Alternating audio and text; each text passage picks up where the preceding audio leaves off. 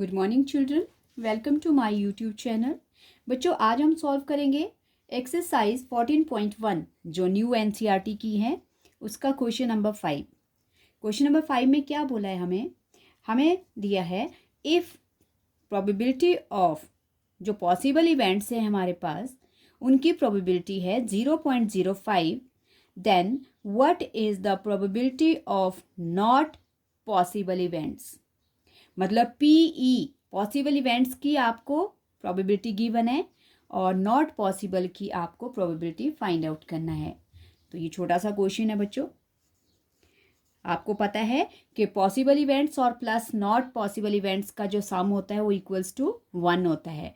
तो उसी के अकॉर्डिंग हम इसको सॉल्व करेंगे। अब देखो हमारे पास क्या है, हमें दिया है पॉसिबल इवेंट्स और प्लस नॉट पॉसिबल इवेंट। ये देखो, ये इनकी वैल्यू और क्या होती है, इक्वल्स टू 1। पॉसिबल इवेंट्स और नॉट पॉसिबल इक्वल्स टू 1 होता है।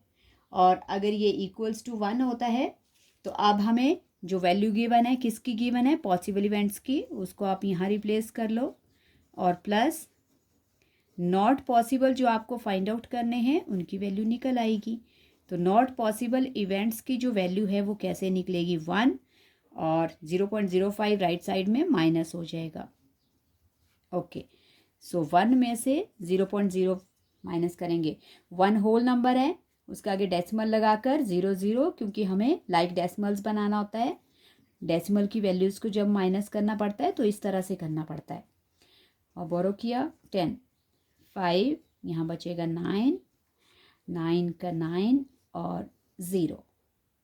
तो हमारे पास नॉट पॉसिबल इवेंट्स की जो प्रोबेबिलिटी है बच्चों वो है 0.95। ओके, ये था क्वेश्चन नंबर 5।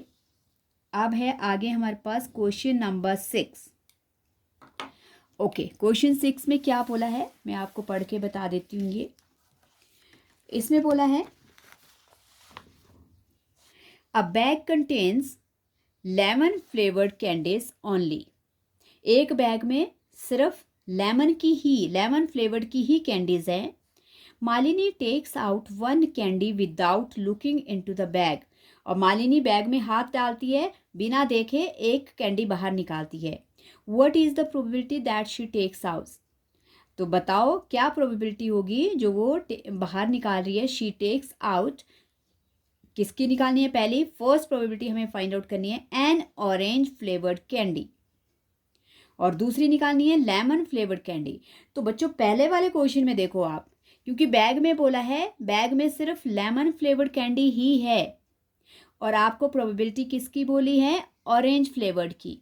तो ऑरेंज फ्लेवर्ड की कैंडीज तो हमारे पास बैग में है ही नहीं।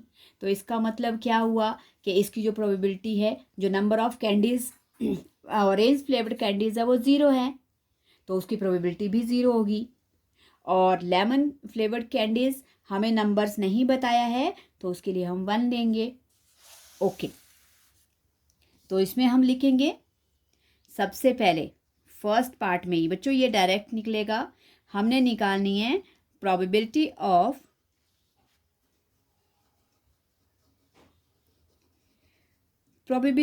ऑफ किसका बोला है, ऑरेंज फ्लेवर्ड कैंडीज।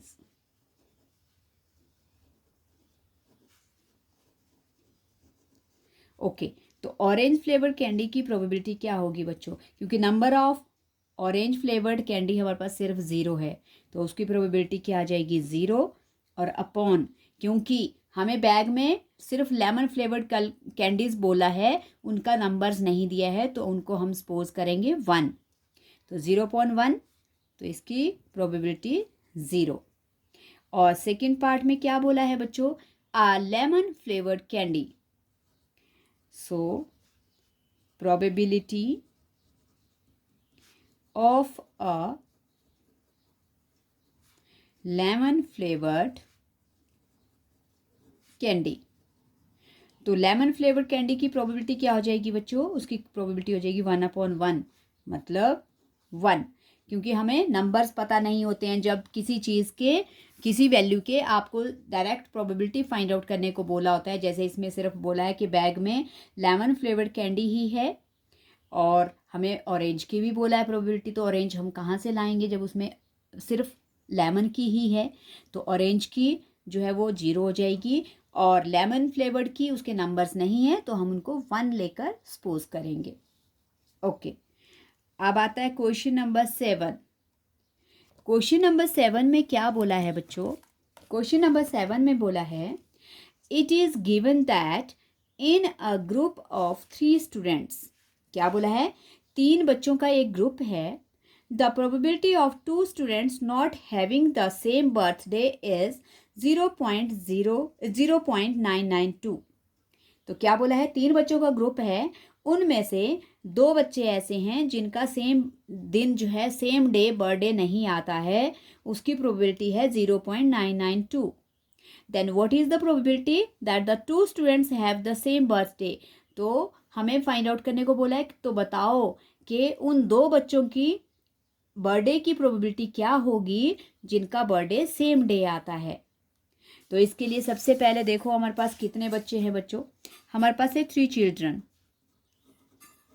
ये 3 चिल्ड्रन हैं, इनमें से 2 बच्चे ऐसे हैं 2 चिल्ड्रन जिनका क्या है? Not having same birthday. इनका एक ही दिन इनका बर्थडे नहीं होता है और इनकी हमारे पास प्रोबेबिलिटी दी है 0.992। ओके, और वैसे ही इसमें से जो 2 चिल्ड्रन हैं, सॉरी मैं लंबा जैसा कर देती हूँ स्क्वायरों को, 2 चिल्ड्रन, अब 2 चिल्ड्रन हमारे पास ऐसे हैं जिनका क्या होता है? बर्थडे ऑन सेम डे होता है। तो 2 children having birthday on same day. Okay, तो अब देखो बच्चों, 2 बच्चों की तो हमारे पास जितनी उनकी सेम नॉट सेम बर्थडे वाली प्रोबेबिलिटी है वो हमें गिवन है। हमें निकालनी है नॉट की, सॉरी हैविंग की, नॉट की गिवन है। तो अब फिर दोबारा से हमारे पास नॉट और पॉसिबल दिया है, तो हम लिख सकते हैं क्या क्या आ जाएगा हमारे पास? हमारे पास आ जाएगा probability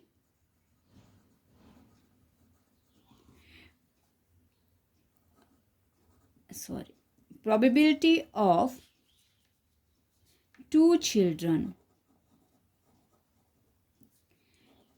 having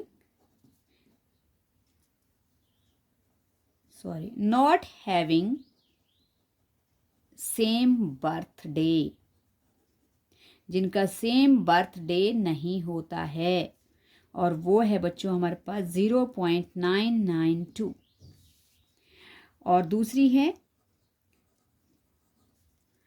probability of 2 children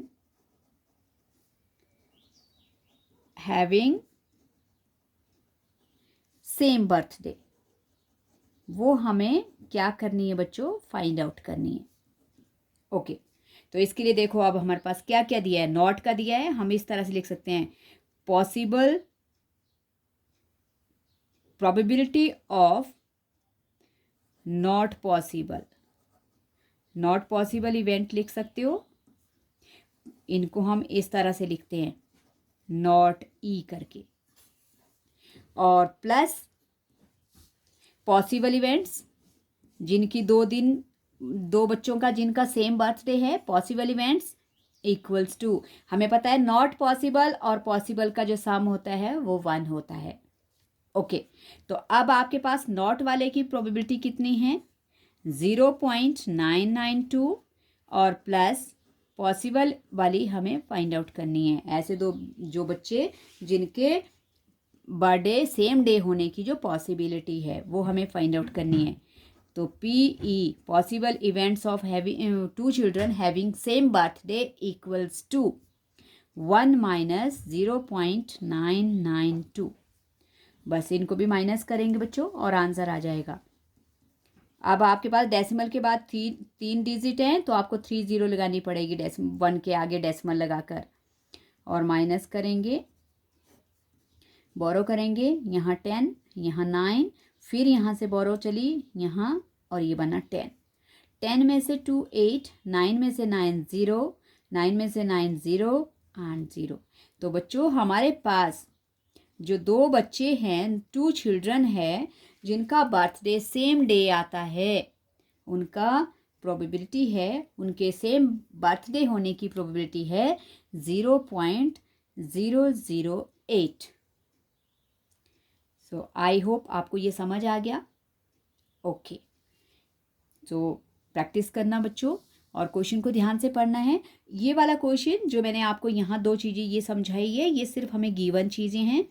आप सॉल्यूशन यहाँ से भी स्टार्ट कर सकते हो और इतना सा सॉल्यूशन होता है, इतना बड़ा लिखने की ज़रूरत नहीं है।